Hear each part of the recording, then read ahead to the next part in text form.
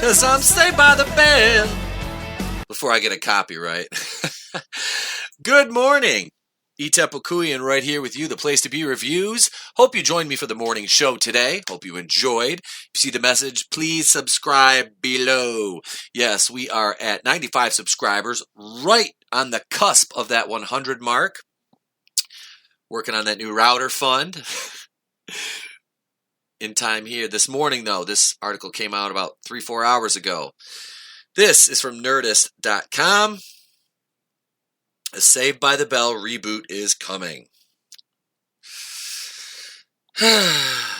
In years prior, I would have been excited about this, but with this article, not so much anymore after reading. It's by Ty Gooden, 7:15 a.m. All right, there's Mark Paul Gosselaar, Tiffany Amber Thiessen, the quintessential sweethearts of this show, you know, Zach and Kelly Kapowski, which I was always more of a Jesse Spanos guy, but in those, that was validated when I saw Showgirls. Follow Nerdist to stay up to date. That came out, I was like 16 years old, 15 or 16. We bet you thought you'd never see Bayside High School together again. According to the Wrap, NBC Universal's new streaming service, Peacock, is bringing Saved by the Bell back 30 years after its debut. Yeah, that came out 30 years ago. I was 9 years old. 1989, ran between 89 and 92, 4 seasons. It really doesn't feel like it ever went away since it's always on TV, but that's not the point here. So far, Mario Lopez and Elizabeth Berkley, who must be so excited to return, are the only original cast members slated to return. But hopefully other members of Zach's school-ruling crew will come back too. The Untitled series will be executive produced by Peter Engel, who served in the same capacity for Saved by the Bell and its spin-offs, The College Years and The New Class. Franco Barrio will also return as producer alongside executive producer and writer Tracy Wigfield.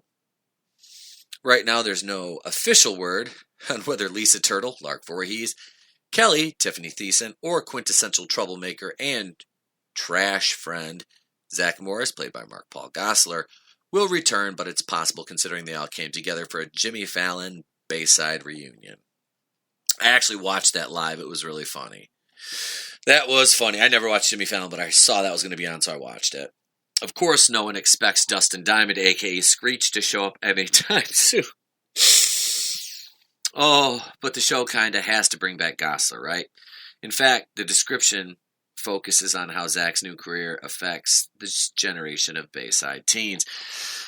Are you ready to get 2019?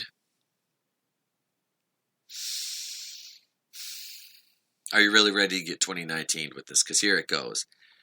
When California Governor Zach Morris gets into hot water for closing too many low-income high schools, he proposes they send affected students to the highest-performing schools in the state, including Bayside High. The influx of new students gives the overprivileged Bayside kids a much-needed and hilarious dose of reality.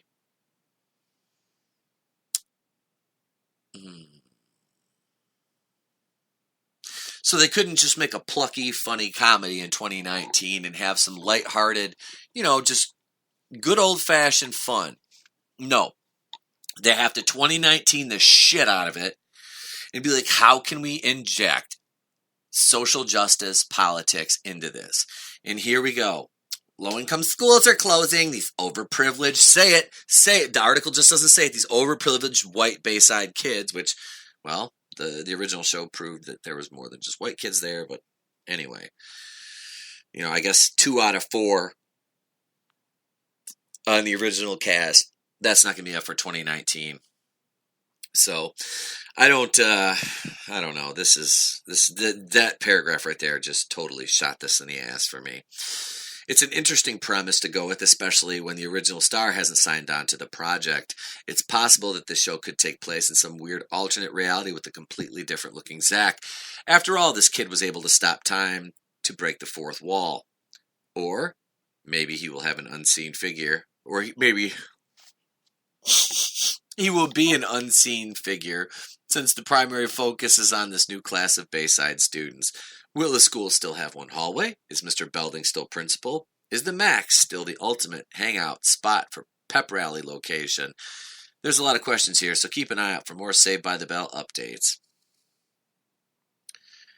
Oh, God. Well, let's see here. I wonder if this clip will play right here. It will. Not many people know this, but I actually went to high school.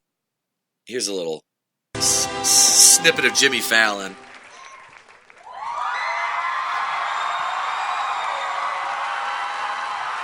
I don't want to play too much of this. I don't want to get hit with a claim, but yeah, this is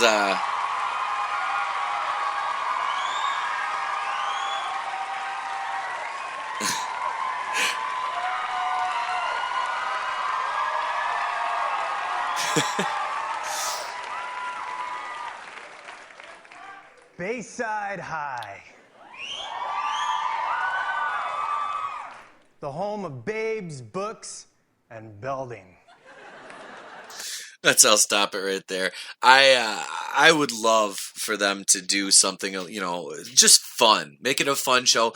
The original show still had messages. I mean, if you remember, Jesse was addicted to, what was it, No-Dos at one point.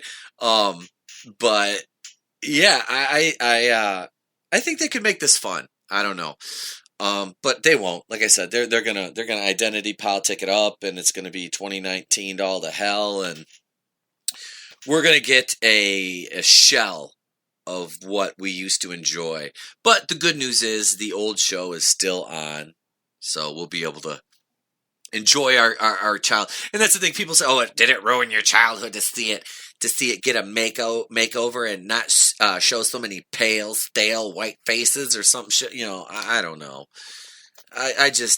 I just want a fun show. I don't care what the cast is comprised of, man. Just make it fun. Don't make it all preachy. You can give the show a message, but develop that message inside of the framework of a well-written story, and people won't complain about it. So, what do you guys think? Do you think they're going to 2019 the hell out of this show, or do you think it's actually going to be funny? I'll post a link in the comment or in the description to the article. I would venture a guess to say that this is probably going to be kind of rough.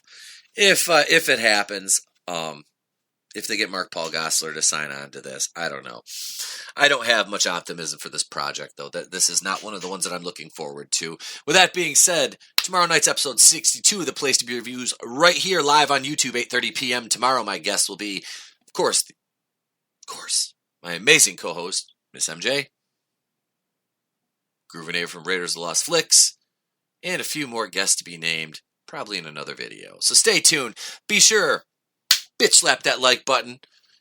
Please consider subscribing. We're up to 95, and YouTube is punishing independent creators by favoring large corporate channels over us. The algorithms are stacked against us, my friends. So please, please, please share this all over social media wherever you can.